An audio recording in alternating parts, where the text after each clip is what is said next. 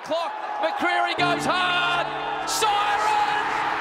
The Kings are the close finish, and the Kings are the anvil. Collingwood are premiers for the 16th time by 4 points. The Magpies and their massive army are going to win a record equaling 16th flag. How sweet it is! Collingwood win the grand final. Thumps it long down the line. Cox and McInerney. Cox brought it to ground. Hoskin Elliott's kick is smothered. Coleman head over the ball. And so ends one of history's great grand finals.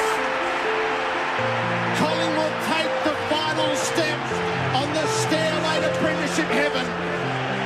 Flies, pies win the close one. Collingwood are premiers in 2023. The story of Collingwood's 2023 premiership is one of the great football stories of the modern era. And even though our main cast of the story includes the likes of Craig McRae, Bobby Hill, a very special pair of brothers, and a whole host of previously unknown names, the beginning of this story, I would argue, is in 2018, with a different cast in the middle of their own story. Friday, the 21st of September 2018, prelim final night. A dominant Richmond have stamped themselves as the best team of the year this season, and it's arguably not even close. Everyone expects Richmond to breeze through a Collingwood who are bouncing back from years of mediocrity to go back-to-back after their emphatic 2017 flag. But no one saw what came next, and Richmond fans, you might want to look away now. In a game where the likes of Collingwood's Jordan De Goey, Brodie Grundy, Taylor Adams, and Jack Crisp put on some of their best performances, it was the American experiment Mason Cox who showed the AFL world what he was capable of, when he felt like it, as he dominated Richmond's backline in the air. Brown straight into the waiting arms of Treloar.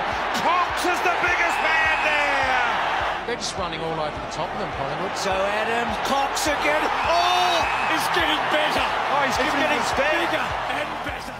Richmond were shell-shocked. In a season they dominated, they were beaten at the last stop to a flag by a Collingwood side who, since playing under their favourite son Nathan Buckley in the coach's box, had been extremely disappointing and mediocre at best.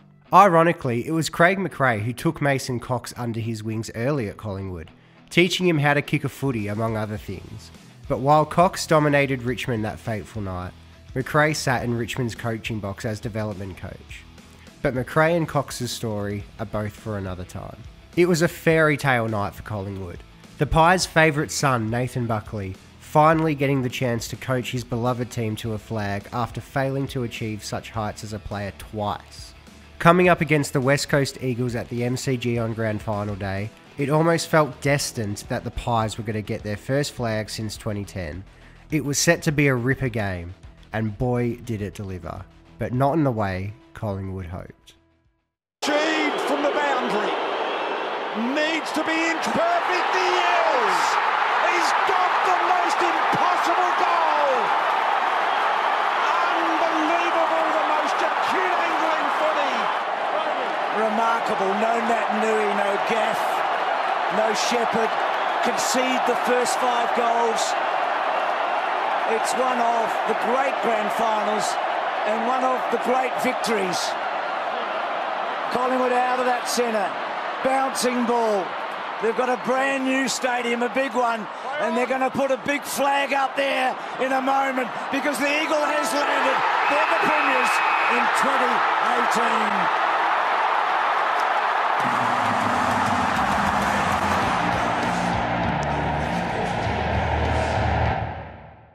To this day, just saying the name Dom Sheed sends shivers up the spine of anyone who bleeds black and white. The West Coast Eagles slowly reeled the Pies in over 3 quarters to take the game at the last minute, in an all-time grand final that saw a new Prince of Perth declared. After a game that felt like Collingwood's to lose, they did what they often do in grand finals, and fumble it hard. Over the next few years, they suffered a heartbreaking prelim loss to GWS in 2019, an emphatic revenge against West Coast in 2020's elimination final before being humiliated by the Cats the following week, and then came the most dramatic of drop-offs. The off-season between 2020 and 21 was tumultuous to say the least for the Pies. Facing salary cap pressure, Collingwood was forced to make drastic changes to their list, which included forcing out Tom Phillips, rising star Jaden Stevenson, and favourite adopted son Adam Treloar, as well as, in hindsight, foolishly trading their future first-round pick to GWS. The 2021 season saw the Pies fall hard. Nathan Buckley departed as coach midway through the season. A 17th place finish had not much to show for as they traded what would have been pick 2 to GWS the year before, and it looks like it would be years before Collingwood would make the finals again, let alone contend for a flag. Enter Craig McRae. A relatively small profile to a large majority of the football world, Craig McRae had been a key player in Brisbane's iconic three-peat in the early 2000s. As a coach, he had stints as an assistant at Richmond, Brisbane, Collingwood, back to Richmond where he won the VFL flag, and then Hawthorn before being announced as the new senior coach for Collingwood moving into the 2022 season. McRae boasted time under Malthouse, Hardwick and Clarkson, to name a few, so he was well equipped to be a senior coach. But the approach he came to his new football club with is arguably the driving force behind the success he was soon to see. You see, as well as McRae working under the previously mentioned coaches, he also played under legendary player and coach Leigh Matthews. All these names are 4 old school coaches with an old school approach to leadership in and out of the club. So how did Fly approach it? Well, we'll get to that, but before that we need to continue our story. Collingwood has just signed up Flybags McRae as head coach, and they picked up hyped young gun Nick Daicos through the draft via the father-son system. So signs of a bright future are there, but it's still widely accepted that the Pies are going to hurt before they get better. Collingwood started the 2022 season looking okay but not great, opening with a win over the Saints before a loss to Geelong in round 2 put them back in their place. The following week saw the Pies sitting at an unexpected but respectable 11th on the ladder by round 9. But for the rest of the season, the Pies would go 12-2 leading into finals, finishing 4th on the ladder with an average winning margin of under 10 points. They were the king of the close finishes, and if you haven't seen their highlights from this season, you really need to watch them because you're missing out on some really special footy. Throughout the whole season, the messaging from new coach McRae rang throughout the club. You see, from the beginning of his journey, he has maintained key values that the club stands by. The Rat Pack Pies are no longer a rat pack, but a family-first football club. Players are encouraged to express themselves and be who they are on and off the field.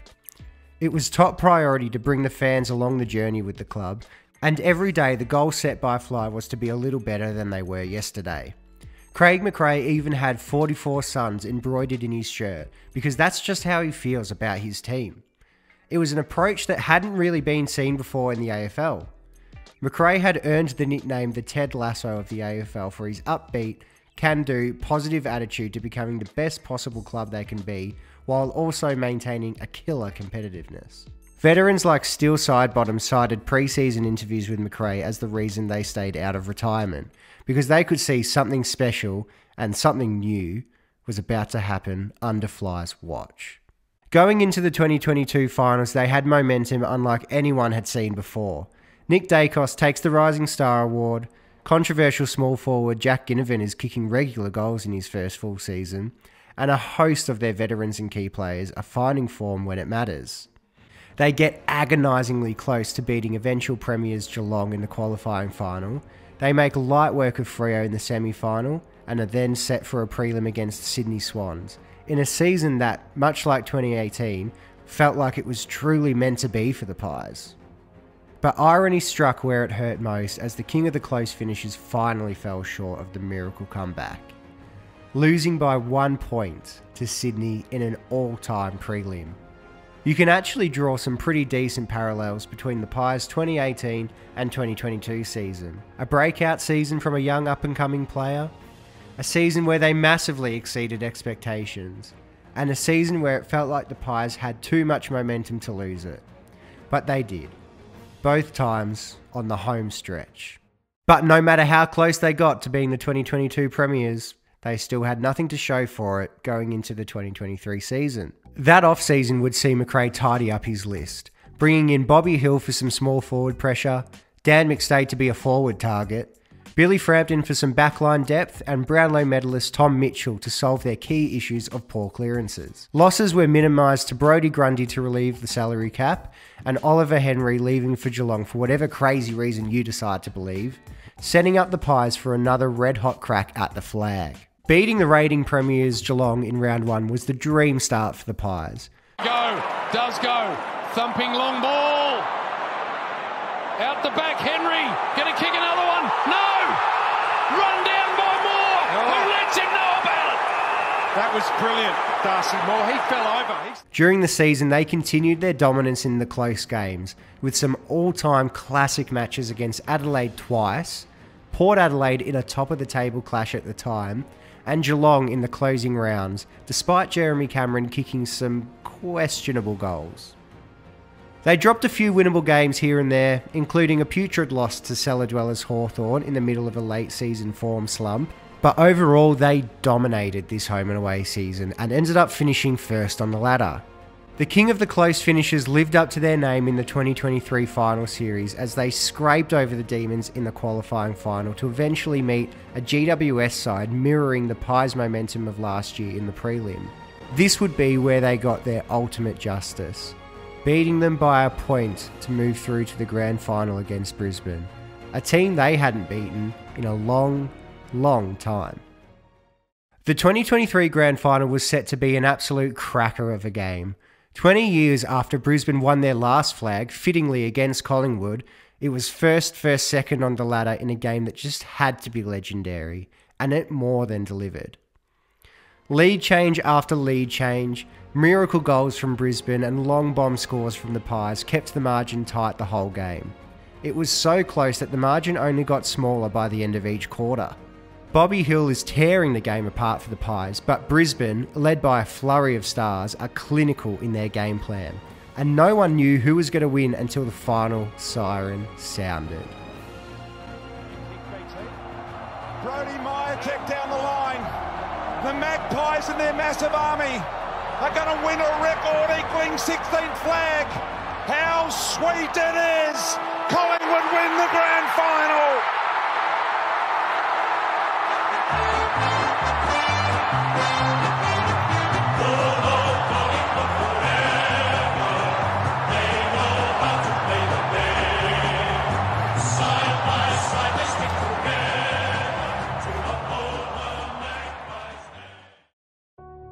It was heartbreak for the Lions, but it was utter ecstasy for the Pies, who had won the most fairy tale of premierships.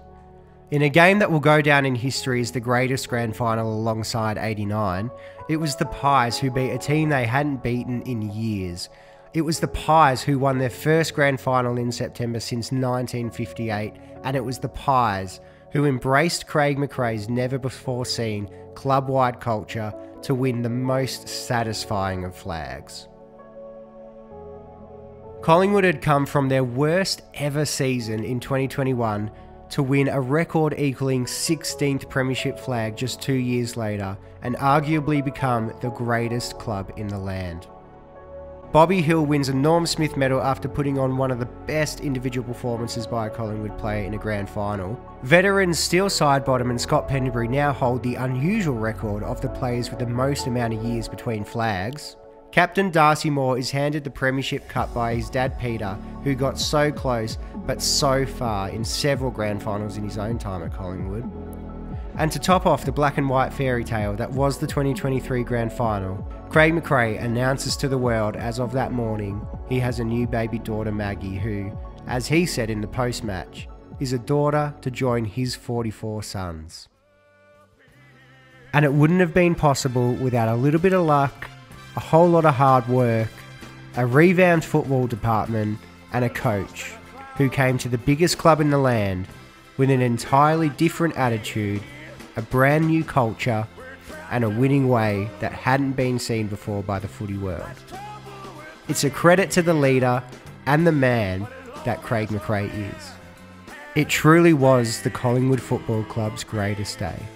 And for Craig McRae and Darcy Moore's Magpie Army, it was probably the best day of their lives. We're gonna win! We're gonna win! I was not! Deep in my heart, there's a trembling question. Still I am sure that the answer's gonna come somehow. Out there in the dark, there's a beckoning candle, yeah. And while I can think, while I can talk, while I can stand, while I can walk, while I can dream, oh, please let my dream come true.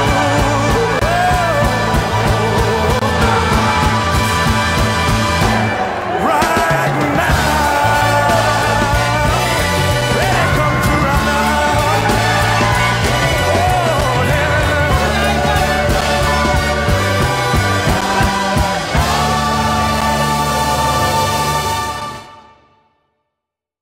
We saw some amazing scenes of you and your dad, and a lot spoken about your dad. But you know, I saw you like grabbing your mum, and for her and your sister, it must have been an amazing moment too. Hey, oh, come in. Yeah, come Are we in. able to quickly get this photo? Right, yeah. Oh, okay, well, I understand. That's what they want. Oh, I'm on air. Oh, you now? Yeah, what do you think I'm doing? Oh my God, sorry. Come in with the Premiership Cup. Come on, in you go. There we go. All right. What does it mean to have this with you? So I just wanted to add a few final thoughts on this video, just in an informal manner. So this isn't really part of the doco, it's just some tying up some loose ends, I suppose. So firstly, I hope you enjoyed the documentary. I know there's a lot of other great footy YouTube channels that make AFL documentaries like this. I've always been a massive fan of them and wanted more out there, so I thought I'd give it a crack myself. So if you enjoyed it, please let me know, and if there's any feedback you've got, please let me know as well. If this one goes well, I'll probably do some more, so, you know, subscribe to that, or subscribe to the channel if you want to see more of that. I did just want to mention that if you haven't seen the pre-match, or I guess pre-grand final interview that the band Kiss did with the AFL, it's really good, and it says a lot about why the grand final entertainment was so good. They're so professional, and they take it so seriously, and they kept reiterating that, you know, while we're in Australia and we're, you know, doing something with the AFL, we're going to embrace it. So they were talking about how Dan McStay was out and Billy Frampton is lucky to come in, but he'll probably do a good job. And they were like all over the knowledge of like the ins and outs and the teams, and it was really good to see, and it's really refreshing to see a band take it so seriously and just be really professional about it. So I suppose that's all from me, so please do subscribe if you enjoyed the video and you want to see more. Please share it around as well. You feel free to do that. Yeah, that's pretty much it. I might see you guys in a future video. All right, bye.